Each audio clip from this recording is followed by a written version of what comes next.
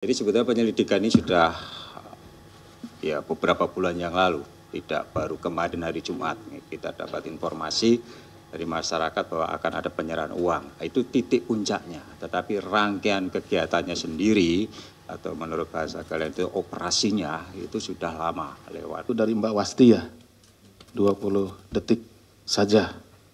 Ya, ini terkait dengan ini pada saat pemeriksaan, mungkin tepatnya bukan pada saat pemeriksaan itu. Jadi informasi yang kami terima pada saat itu karena kami juga memantau dari sini, dari rekan-rekan penyelidikan yang ada di lapangan bahwa tidak segampang dan tidak semudah apa yang dipikirkan gitu ya. Jadi pada saat itu saudara saya lihat saudara RM itu tidak ada di tempat. Jadi lagi ada di suatu tempat. Kemudian kita pantau dan kita kemudian yang bersangkutan kembali. Setelah kembali kita mau lakukan penangkapan, tetapi dia kemudian pergi ke arah Padang, itu ke daerah Bengkulu Utara, sekitar mungkin 3 jaman dari ini. Itu ada proses saling kejar lah di situ ya. Kemudian singkat ceritanya bisa kita tangkap sama tim, kemudian dibawa ke Mapolres. Jadi pada kesempatan ini juga kita atau kami dari KPK mengucapkan terima kasih yang sebesar-besarnya kepada bantuannya dari Polda Bengkulu maupun Polrestabes Bengkulu. Setiba di sana kemudian dilakukan pemeriksaan sampai pagi. Tetapi situasi pagi itu, sejak pagi sudah berkumpul sangat banyak simpatisan dari saudara RM. Nah, mengepung dari Polres Tabes ya, Tabes sana. Dengan alasan keamanan, maka tentunya kita mencari beberapa cara. Ya. Jadi rekan-rekan yang ada di sana dari penyelidikan, setelah berkomunikasi dengan pimpinan yang ada di sana, pimpinan Polres membantu. Yang paling utama adalah bagaimana kita menyelamatkan dari orang-orang, termasuk juga personel kami, ya, KPK, dan juga orang-orang yang akan dibawa atau personel-personel yang ada dibawa ke sini sebanyak 8 orang. Nah itu harus kita selamatkan, gitu ya. Jangan sampai misalkan di jalan diambil dan lain-lain oleh para pendemo. Nah, yang paling dicari adalah Pak RM, yang paling dicari Pak itu. Nah, makanya itu kemudian dipinjamkanlah rompinya, gitu.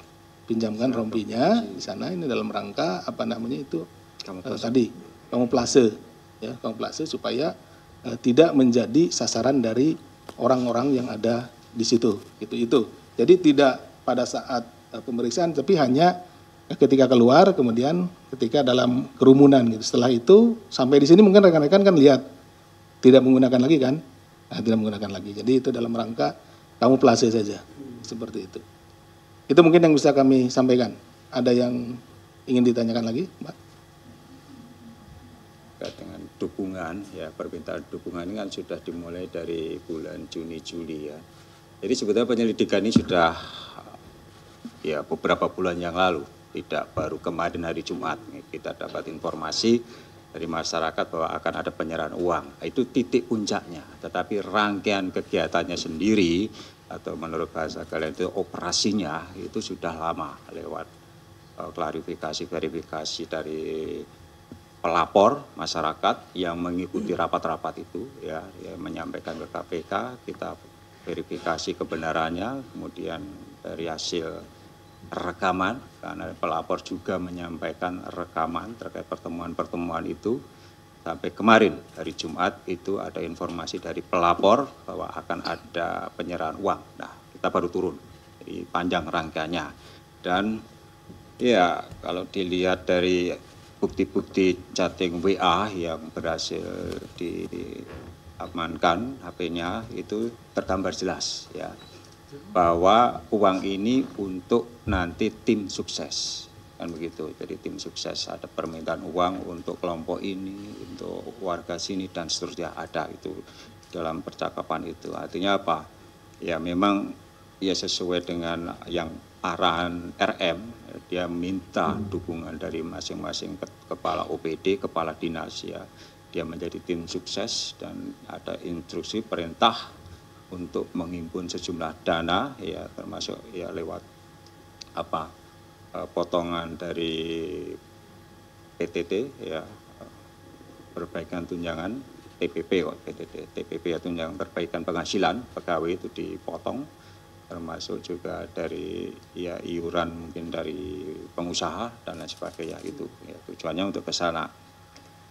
Jadi apakah ada nuansa politis? Saya kira tidak, karena saya sampaikan tadi bahwa penyelidikan dimulai sudah lalu, bahkan sebelum pendaftaran kali ya, sebelum pendaftaran calon. Ya.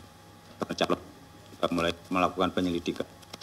Tidak tahu mana yang mendukung, ya. Jadi tidak ada hubungannya dan saya pastikan itu ya tidak ada kaitannya dengan partai tertentu, warna tertentu. Ya, ini murni penindakan itu karena berdasarkan informasi dari masyarakat ya, dan mungkin juga dari para pegawai yang merasa keberatan untuk membayar iuran yang diminta oleh RM tadi.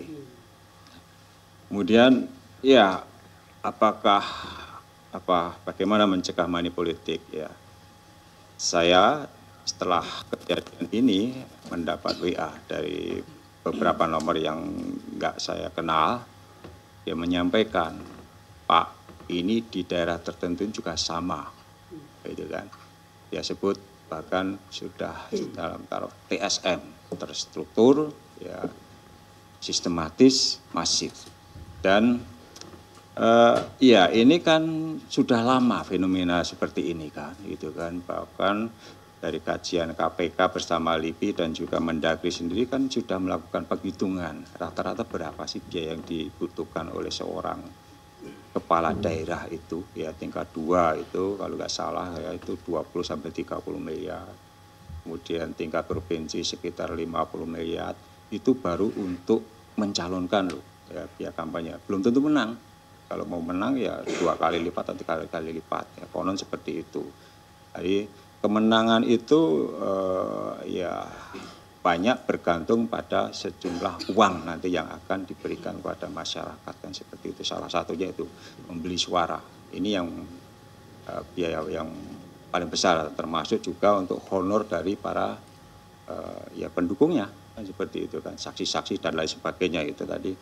Itu membutuhkan biaya yang sangat besar dan ya tentu membutuhkan kemampuan keuangan yang tinggi juga. Ya, memang tidak harus dari calonnya ya, kebanyakan mencari sponsor kan begitu. Mencari sponsor termasuk antara lain ya dengan cara-cara seperti ini kan, mencari dukungan dengan menjanjikan nanti kalau saya menang kamu tetap jadi kepala dinas dan lain sebagainya ya. Kalau nggak mendukung, kalau saya menang nanti saya ganti. Ya kan seperti itu. Jadi ada semacam pemaksaan, intimidasi kepada para penyelenggara di daerah itu, pejabat-pejabat di daerah termasuk pegawainya itu untuk mendukung petahana. Nah, ini yang terjadi dan ya kami meyakini hanya Bengkulu ya, di wilayah yang lain kalau petahananya yang maju barangkali sudah terjadi juga. Kan begitu kan, informasi itu yang antara yang disampaikan ke saya tadi itu kan beberapa itu kan. Nah tentu untuk mencegah hal seperti itu tidak terjadi ya kita harus melakukan pendidikan politik kepada masyarakat kan begitu kan. Selalu kami sampaikan supaya pemilu itu berintegritas, pilkada berintegritas, kita ada 3 syarat ya. Penyelenggaranya KPU dan KPUD itu berintegritas ya, yang nggak mau disuap untuk menaikkan jumlah suara dan lain sebagainya. Kemudian calonnya juga berintegritas ya, tidak mau menggunakan money politik membeli suara, dan juga rakyat yang cerdas dan berintegritas. Rakyat juga nggak mau dong kalau misalnya ada calon yang mau memberikan uang gitu kan.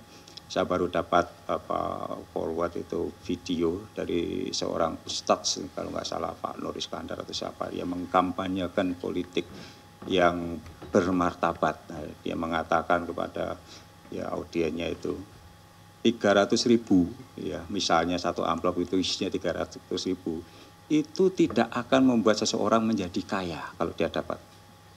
Pun kalau dia menolak, tidak juga dia menjadi miskin. Nggak ada dampaknya sebetulnya. Hanya sesaat, mungkin kalau dikasih 500.000 2 hari habis.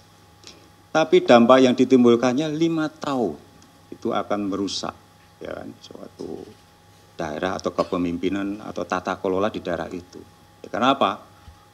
Iya, tentu saja ketika modalnya itu besar yang dikeluarkan, ya para kepala daerah yang terpilih akan berpikir bagaimana mengembalikan modal kalau uang itu dari kantong pribadi. Kalau dari sponsor, pasti kan nggak gratis juga. Dan itu dari survei KPK jelas. Para pengusaha yang memberikan donasi kepada calon kepala daerah berharap nanti kalau ada proyek daerah, ya bagi-bagi dong, kan begitu. Nah, ketika hal itu yang terjadi, korupsi itu menjadi lingkaran yang nggak putus-putus, kan begitu. Nah, ini 5 tahun akan berjalan seperti itu terus. Ya. Kan bagaimana memutus mata rantai itu? Ya udah, itu tadi kita harus berintegritas dalam pemilihan kepala daerah termasuk penyelenggaraannya itu, sehingga biaya politik itu rendah, ya. Calon-calon juga nggak banyak mengeluarkan dana, ya, dan masyarakat juga mendukung calon-calon yang berintegritas. Nah, itu kan idealnya seperti itu yang kita harapkan, ya, pemilunya pilkadanya dapat berlangsung dengan baik, ya, itu tadi. Itu tugas kita semua, jangan hanya berharap dari KPK gitu kan.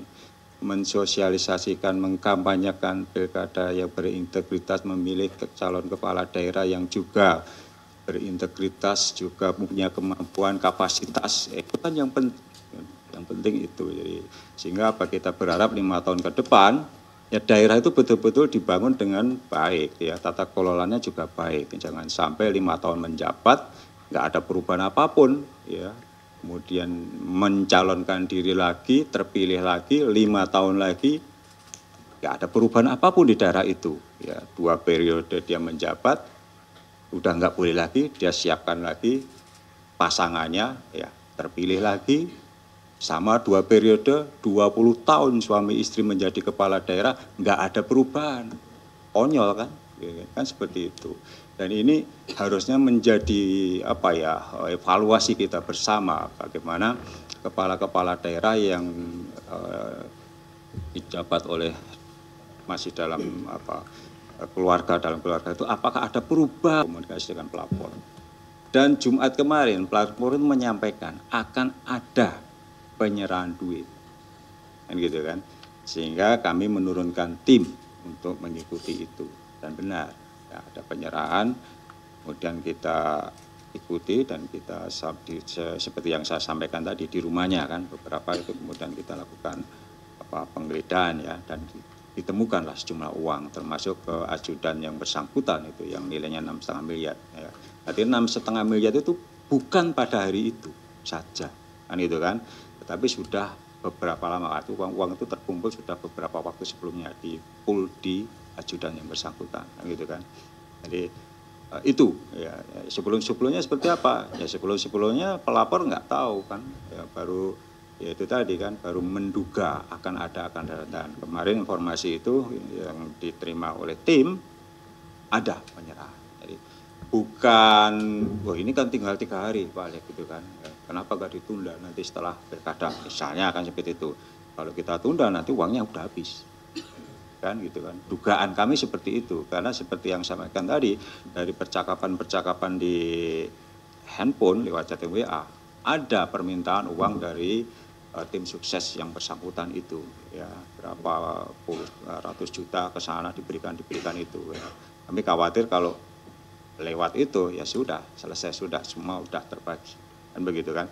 Makanya kami memutuskan untuk melakukan penindakan sekarang, ya, ya, apakah itu tidak mengganggu? Oh enggak, gitu kan. Nanti kan di dalam pencoblosan nanti yang bersangkutan kan masih ada, bukan dicoret loh, ya, bukan dicoret itu, tidak kan.